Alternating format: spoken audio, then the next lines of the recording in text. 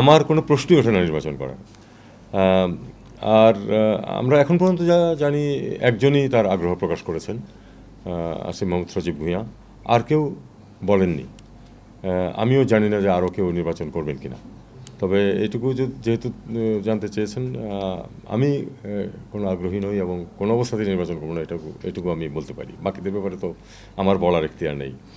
তারেক রহমান আম, আবার খুব স্পষ্ট এটা, সেটা হলো যে আম, এক নম্বর হচ্ছে যে তাকে যদি যদি আসতে হয় কী পদ্ধতিতে আসবেন। আহ, এটা নিয়ম হচ্ছে যখন পাসপোর্ট থাকে না বা মেয়াদ উত্তীর্ণ হয়ে যায়, তখন কেউ যদি আসতে চান তাহলে তাকে আমরা ওয়ান টাইম পাস একটা দিয়ে দিই আর কি, একবার দেশে আসার জন্য।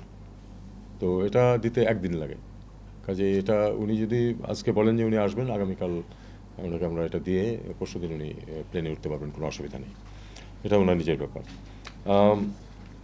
স্ট্যাটাস বা স্পর্শকাতর এটা উনি বলেছেন, সেটা আমরা সবাই জানি, পত্রিকাতেও এসেছে।